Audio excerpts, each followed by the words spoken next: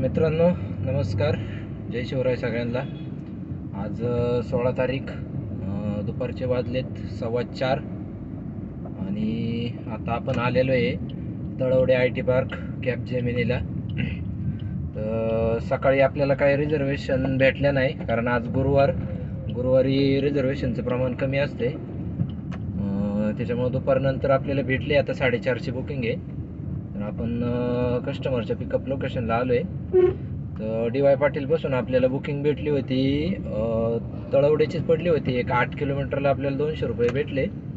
ती बुकिंग आपण आलो घेऊन आणि आता जस्ट 15 मिनटं शिल्लक आहे अजून तसे. तर कस्टमरचा कॉल आला की बोलले तुम्ही जर आले असेल तर आपण लवकर पण निघू शकतो. त्याच्यामुळं त्यांना बोललो की आलो येतो 1-2-3 मिनटात. तर आज बघू आता काय होते. शक्यतो बुकिंग लागायला पाहिजे आपल्याला लवकर आज रिटर्नला, कारण आता दिवाळीचे लोक येणारे वगैरे असतात ना, तर त्याच्या बुकिंग आपल्याला लागू शकतात. काय होते काय नाही बघू आता आपण. कालचा जो व्हिडिओ टाकला ना मी, जे सेटअप वगैरे वरती बोललो आपण, तो व्हिडिओ जो काढला होता, तर त्या व्हिडिओला चांगला रिस्पॉन्स, म्हणजे मला 3 ते 4 जणांचे कॉल आले त्याच्यावरती बरं का, की बा आपल्याला याच्यावरती काय करता येईल का, काही कारवाई करता येईल का. आता कारवाई तर आपण वैयक्तिक स्वतः काही करू शकत नाही, कारण उबेरला पण आम्ही बरेच कॉल वगैरे करून सांगितलं, पण उबेर बोलतंय की ऑफिशियली बा आम्ही असं काही केलेलं नाही, ते सगळं इल्लिगली चालू आहे. मी असं ते नाही बोलले, पण इल्लिगली चालू आहे. पण ते बोलले की बा ऑफिशियली आम्ही काय असं दिलेले नाही कोणाला वेंडरशिप वगैरे. आता ही गोष्ट खरी आहे का खोटी आहे ते नाही अजून आपल्याला माहिती. तरी पण त्याच्यामुळे बरेच जणांना प्रॉब्लेम आले. आता आज सकाळी मला जे एका व्यक्तीने कॉल केला होता, ती व्यक्ती बोलते की सुरुवातीला मी सेटअप यायच्या आधी माझे 25-25, 30-30 हजार रुपये हप्त्याला चालू होते. हप्ता जायचा माझा अर्निंगचा. साहजिक आहे जात होते माझे पण वैयक्तिक 25-25, 28 हजार रुपये होत होते, कारण इंटरसिटीला रिझर्वेशनची जर बुकिंग घेऊन गेलं की रेट वगैरे चांगला देत होतं. 2800, 2900, कधी कधी 3-3 हजार रुपये जाताना भेटत होते. रोज जर जाऊन येऊन 4.5-5 हजार भेटत असेल तर हप्ता तेवढा जात होता. पण आता सध्या लय मुश्किल झालेलं आहे. प्रत्येकाला प्रॉब्लेम येते, प्रत्येकाला. जे टॉपचे जे ड्रायव्हर होते ना, जे रोज इंटरसिटी चालत होते, त्यांच्या अक्षरशः पूर्ण ट्रिपाच म्हणजे जसं काय त्यांनी सिस्टममधून ब्लॉक केल्यासारखं आहे. त्यांना बुकिंगच पडत नाही अजिबात. वस्तुस्थिती आहे आता सध्या ती. आणि जे हे नवीन नौके ड्रायव्हर आहे ना, ते सगळे त्यांनी सेटअपला घेतलेले, कारण त्यांना काय देणं घेणं नाही. हे त्यांना माहिती हे ड्रायव्हर आहे ना, यांना कोणत्या बुकिंगा कशा किती रेटमध्ये दिल्या तरी हे पळणार आहे, कारण ते नाला ड्रायव्हर आहे. ते त्यांना कळून चुकलेले. पण ठीक आहे, आपण काही करू शकत नाही या गोष्टी. आता बघू. आता आपण आलोय आता कस्टमरच्या पिकअप लोकेशनला. आता जाऊ कस्टमरला घेऊ. इथून आपला ड्रॉप आहे कल्याणचा. आता विषय असा आहे, मी आता आहे ना आजपासून ज्या मी पुढल्या व्हिडिओमध्ये रेट वगैरे सांगत जाणार नाही. कारण प्रॉब्लेम काय होते, मला 1-2 जण बोलले की म्हणजे जे यूट्यूबला व्हिडिओ बनवणार आहे ते पण बोलले, आणि काल परवा ज्यांचे कॉल आले का त्यांनी पण मला सांगितलं की भाऊ रेटचं आहे ना, फक्त तू व्हिडिओ बनवतोय ना, आहे बा चांगले आहे, त्याच्यातून माहिती वगैरे लोकांना भेटते, काहीतरी थोडे एखाद्या व्हिडिओमध्ये आपली माहिती असते भाव देण्यासारखी, तर फक्त रेट नको सांगत जाऊ. त्यांचं पण बरोबर आहे, कारण असं की आता सध्या काय झालं, सोशल मीडियावरती लोक व्हिडिओ वगैरे बघणं आणि त्याच्यातूनच मग नवीन नवीन गाड्या घेणं, ज्यांना अनुभव नाही ते सुद्धा डायरेक्टली गाड्या घेतात. ह्याच कारणामुळे किंवा व्हिडिओमध्ये आपण सांगतो आज माझे 4,500 झाले, आज 5,000 झाले, तर त्याच्यामुळे बाबा मग आपण डिसिजन असा घेतला की बाबा व्हिडिओ बनवायचे आपण, की बाबा समजा पुण्यातून घेतली, मी मुंबईला गेलो, असं झालं तसं झालं. ती आपली जी जर्नी आहे ती आपण रोज सांगत जाणार.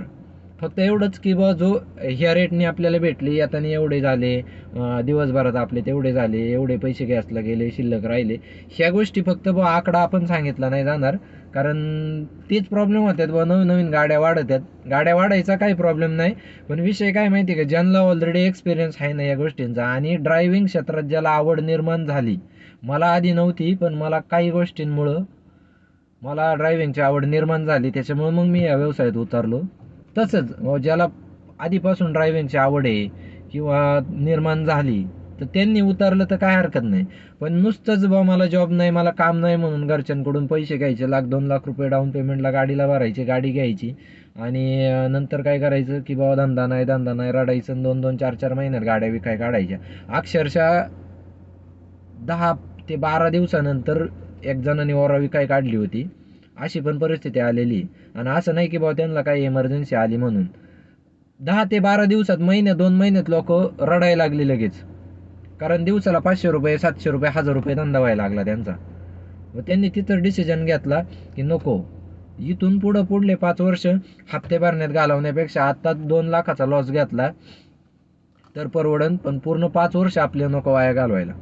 ते त्यांनी तिथं निर्णय घेतला. पण तोच निर्णय त्यांनी जर आधी घेतला असता, म्हणजे गाडी घ्यायचा डिसिजन ठरतोय ना तुमचा, तर तुम्ही आधी कोणाच्या तरी एखाद्या मित्राच्या गाडी करा, किंवा आता हे आहे एव्हरेस्ट प्लेट वगैरे या त्या वापरू नका. मी तर म्हणतो नकाच वापरू त्या, पण अनुभव घेण्यासाठी वापरले तर काय हरकत नाही. कारण तिथं जर आपले 5-10 हजार रुपये गेले, तुम्हाला एक्सपिरियन्स आला की नक्की या गोष्टीत पैसा आहे का नाही, तर मग त्याच्यासाठी वापरलं तर काय हरकत नाही. तर मग असा अनुभव घ्यायला पाहिजे, मग त्याच्यानंतर डिसिजन घ्या की बा आपल्याला या धंद्यात उतरायचं का नाही उतरायचं. बघा आता सर्वस्वी ज्याचा त्याचा विचार आहे. ज्याला गाडी घ्यायची तो घेणारच आहे, ज्याला उद्योग करायचा ते करणारच. आता आपण तर काय कोणाला अडवू नाही शकत. ठीक आहे, चालेल. आपण ह्या गोष्टी आता हे सेटअपचं वगैरे इकडं तिकडं विचारपूस करतोय आपण, भाऊ याच्यावर आपल्याला काही करता येईन का काय कसं. बघू, 4 जणांचे 4 वेगवेगळे एक्सपिरियन्स येतात, कोणाचे काय. तर याच्यावर काही करता येत असेल तर नक्की आपण त्याच्यासाठी प्रयत्न करणार आहे. कारण वैयक्तिक मला पण भरपूर प्रॉब्लेम झाले ह्या गोष्टीमुळं. तर बघू आपण आता.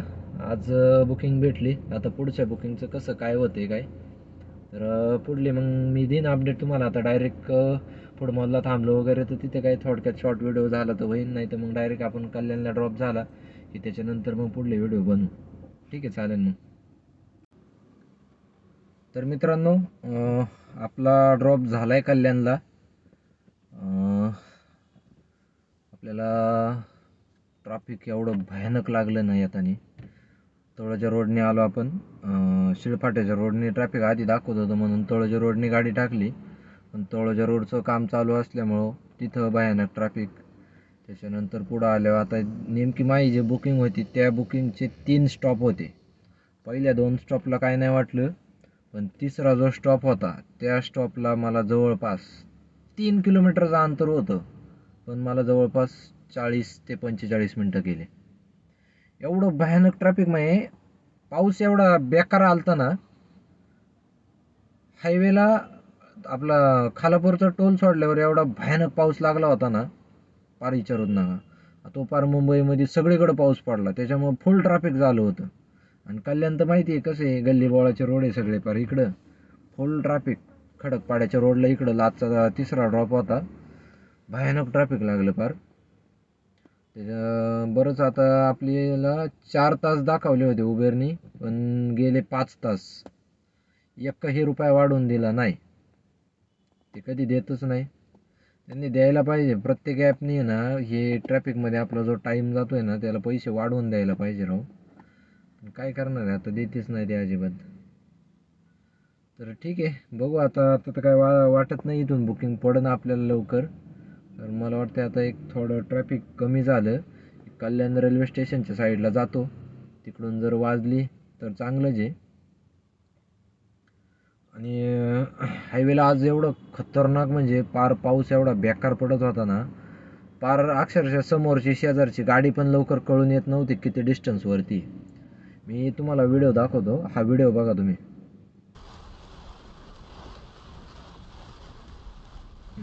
हा आपल्या डॅश कॅमचा व्हिडिओ आहे. गाडीचं स्पीड आपलं 30-40चं फक्त. एक्सप्रेस हायवेला आपण 30-40च्या स्पीडने चाललो होतो. एवढा खतरनाक म्हणजे पाऊस पडत होता ना, अक्षरशः पण पार दिसत नव्हतं. आता ते कॅमेऱ्यामध्ये क्लिअर दिसतंय आपल्याला, कारण ते कॅमेऱ्याचे काहीतरी सेन्सर आहे. त्या सेन्सरमुळं बघ किती जरी समजा अंधुक जरी असन, धुकं जरी असन, तरी त्या धुक्यामध्ये ते क्लिअर दिसतं. त्याला काहीतरी सेन्सर आहेत त्याच्यामुळे ते क्लिअर दिसतं. पण डोळ्याने जर बघितलं ना तर एवढा भयानक पाऊस होता ना, ती गाडी पण लवकर कळून येत नव्हती किती अंतरावरती. एवढा अफाट पाऊस पडला होता. कसं बस थोडं पुढं आल्यावर झालं बंद, म्हणजे बारीक झाला. पण तिथं मध्यंतरी खालापूरचा टोल सोडल्यावर एक 3-4 किलोमीटर पुढं आल्यावर लय जोरात पाऊस चालू झाला होता. तर ठीक आहे, चालेल, बघू आता आपण काय होते इथून बुकिंग. तर आता जरा तासभरानंतर बघू, कारण आता आपण ड्रॉप केल्या केल्या जेवण वगैरे करून घेतलं होतं. त्याच्यामुळे आता वाजलेत आत्ता 10 वाजलेत. तरी एक अजून तासभर थांबून 11 वाजता जातो कल्याण स्टेशनला. कारण कल्याण स्टेशनवरून मध्यरात्री पण कधी पण वाजू शकते. तर बघू, जर नाहीच वाजली तर मग मग पहाटे बुकिंग भेटेन आपल्याला. चालेल, मग तुम्हाला देतो मी अपडेट मग पुढली. तर मित्रांनो, कालच्या बुकिंगला आपल्याला रात्रभर काही बुकिंग पडली नाही. सकाळी आपल्याला 6 वाजता बुकिंग पडली हडपसरची. हडपसर गाडीतळची बुकिंग होती. रेट वगैरे पण चांगला दिला आपल्याला. कस्टमर काय जवळच पिकअप होता, 1-1.5 किलोमीटरचा होता. काही नाही, 2 लेडीज होत्या. फक्त एवढंच की त्यांच्या बॅगा जास्त होत्या, पण काय प्रॉब्लेम नाही. त्यांनी सॅडनमध्ये बुक केली होती. सॅडनमध्ये बुकिंग असल्यामुळे आपल्याला रेट वगैरे चांगला भेटला त्या बुकिंगचा. तर हडपसरला आपल्याला यायलाच भरपूर वेळ झाला, कारण आपली बुकिंग होती साधारण 6ची आणि आपल्याला ड्रॉपला वाजले जवळपास 12:30. त्याचं कारण असं, घाटामध्ये आपल्याला ट्रॅफिक लागलं जवळपास 1 ते सव्वा तासाचा डिले झाला घाटामध्ये आपल्याला. आणि त्याच्यानंतर गंमत अशी झाली की कस्टमरनी आपलं तळेगाव दाभाडेचा टोल क्रॉस केल्यावर आपण जो डाव्या साईडला फूड मॉल येतो का, तिथं कस्टमर बोलले आम्हाला वॉशरूमला वगैरे जायचं आहे, तर जरा वेळ गाडी थांबवा. आपण तिथं गाडी थांबवली आणि गाडी काय नाही, आपण आता तळेगाव दाभाडेचा टोलच्या पुढं जे फूड मॉल आहे तुम्हाला माहिती आहे सगळ्यांना, एंट्री करायला कुठून जागा आहे. एंट्री केल्यानंतर आपण तिथं साईडलाच गाडी लावली. आता कस्टमर बाया होत्या. आता लेडीजचं कसं असतं तुम्हाला माहितीच आहे ना, धावपळीचे कामं लई. उतरल्या गाडीतून पटापट लगेच आम्ही, दादा 5च मिनिटात आलो आम्ही बरं का, मराठीच होत्या. गेल्या. आता ते 5 मिनिटात मला माहिती आहे यांचे 5 मिनिटं म्हणजे हे कमीत कमी 10-15 मिनिटं लावणार. त्याच्यामुळे मी वॉशरूमला जाऊन आलो माझं, थोडं थंड वगैरे घेतलं तिथं जाऊन आणि मी आपलं येऊन गाडीत बसलो. कारण बाहेर गरम होत होतं म्हणून मी आपलं गाडीत AC लावून बसलो. कस्टमर त्या बाया एवढ्या विचित्र बाया असतील ना, त्यांनी जवळपास 40 मिनिटं घालवले. मी म्हटलं जेवत असतील म्हणून टाईम लागलाय. आणि कस्टमरच्या भावाने बुकिंग केली होती, त्या लेडीज होत्या त्यांच्या भावाने गाडी बुक केली होती, त्याच्यामुळे मी काही फोन केला नाही. आणि नंतर बाया 30-40 मिनिटानंतर आल्या आणि आल्या आल्या काय म्हणतात, अहो तुमची गाडीच आम्हाला सापडत नव्हती. मी म्हटलं काय, गाडी सापडत नव्हती म्हणजे? ते म्हणते दावा आम्ही तुमच्या गाडीचा नंबर माहीत नाही आम्हाला, गाडी कशी दिसती, आम्ही गाडी पुढून बघितली होती तुमची, मागून बघितलीच नाही. आणि आपल्या गाड्यांवरती ते पिलो आहे ना पाठीमागं स्माइलीचे 2, ते म्हणतात आम्ही हे मागून बघितलं असतं तर आम्हाला लक्षात आलं असतं. आता त्यांच्या सोसायटीमध्ये मला वेटिंग टाईमचे जवळपास 10 रुपये भेटलेत बुकिंगचे. मग किती वेट केला असेल मी तिथं, विचार करा तुम्ही. एवढा वेळ वेटिंग झाला होता आपला तिथं आणि ती गाडी मागून बघितली नाही म्हणते. आता साधारण ठीक आहे ना, गाडी जर नाही बघितली, नंबर माहीत नाही, ज्यांनी बुकिंग केली त्यांना फोन करीत ना. ह्या बाया तिथं नसते गाडीत शोधीत बसले आणि मग 30-40 मिनिटांनी बाया आल्यात. त्यांना म्हटलं मॅडम धन्य आहे म्हटलं तुमच्यासमोर. अहो काय म्हटलं 30-40 मिनिटं तुम्ही असे वाया घालवले, मग एखादं पहिलं तुमच्या भावाला फोन करतं मग विचारितं, नसतं तर त्यांनी मला फोन लावला असता. काय म्हणलं जाऊ द्या आता काय करणार आहे. त्याच्यानंतर आलो मग आपण पुढं आल्यावर फक्त आपल्याला ट्रॅफिक लागलं, हडपसरला थोडं लागलं.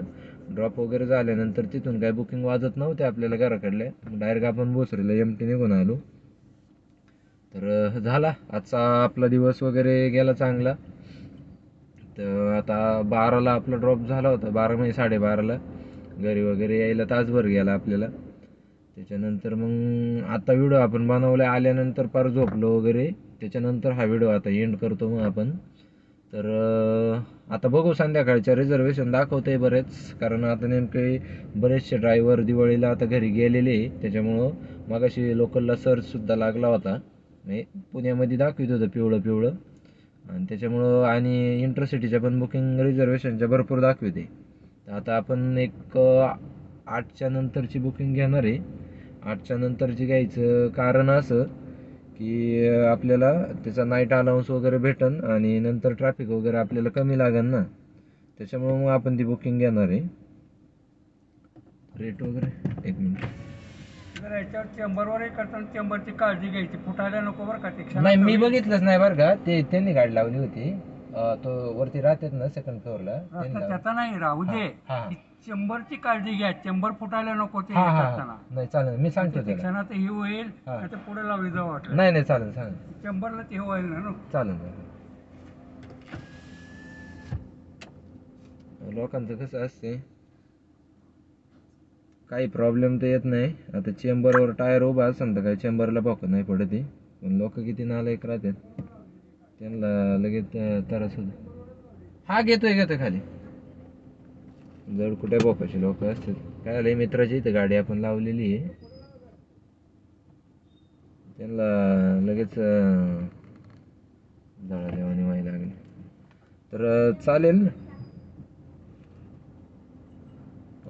आपलं झालं व्यवस्थित ड्रॉप. आपण आता आजचा व्हिडिओ आपण इथे एंड करतोय. तर बघू आता संध्याकाळी आपल्याला काय कशी बुकिंग पडते त्याची, मग नवीन व्हिडिओ येईन आपली. आता ही व्हिडिओ मला वाटते आता साधारण 6 वाजलेत, तर मी एक 7 वाजेपर्यंत प्रयत्न करणार आहे व्हिडिओ अपलोड करायचा, नाही तर मग डायरेक्ट उद्या सकाळीच होईल. तर चालेल मित्रांनो, आजचा व्हिडिओ आपण इथं ब्लॉग इथंच एंड करतोय. पाठीमागल्या व्हिडिओला जसा सपोर्ट आलाय, बऱ्यापैकी आपल्या व्हिडिओ यूट्यूब पण आता रेकमेंड करायला लागलेले आहे. कारण आपल्याला त्याच्या व्हिडिओच्या ॲनालिसिसमध्ये गेलं की आपल्याला तिथं दिसतंय की बा कोणत्या थ्रू कसे व्ह्यू आलेत बा यूट्यूब रिकमेंडेशनमधून, किंवा आपण लिंक वगैरे शेअर केल्यात त्याच्यातून, यूट्यूब सर्चमधून कसे व्ह्यू आलेत ते आपल्याला ॲपमध्ये दिसतंय. तर बऱ्यापैकी बा यूट्यूब पण आपल्या व्हिडिओला आता रेकमेंड करायला लागलेलं आहे. आपले सबस्क्रायबर वगैरे वाढायला लागलेत त्याच्यावर. आता 100च्या आतमध्येच आहे अजून, पण होते ना हळूहळू व्ह्यू वगैरे वाढायला लागले. वॉच टाईम वगैरे आपला 100 तासांचा कंप्लीट झाला आहे. आपल्या काहीतरी 8-9 व्हिडिओमध्ये 100 तासाचा वॉच टाईम कंप्लीट झाला आहे. तर असाच सपोर्ट करत राहा. इथून पुढं जे व्हिडिओ येणार आहे त्याला तुम्ही एक मिनटं,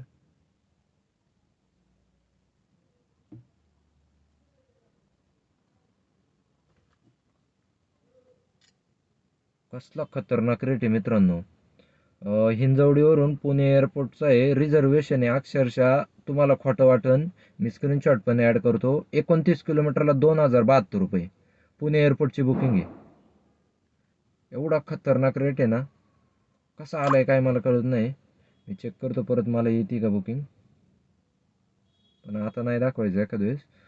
काय काय विषय काय काय एरर आला का काय, एवढा रेट नाही देऊ शकत ते, पण दिलाय बरं का. मी तुम्हाला स्क्रीनशॉट इथं अपलोड करतो, बघा तुम्ही. तर चालेल, आता इथून पुढच्या व्हिडिओ ज्या वगैरे येणार आहे तुम्ही त्याला सबस्क्राईब वगैरे करा. आपल्याला इथून मागं जसं सपोर्ट केला तसं इथून पुढं करत राहा. चालेल, चला, धन्यवाद.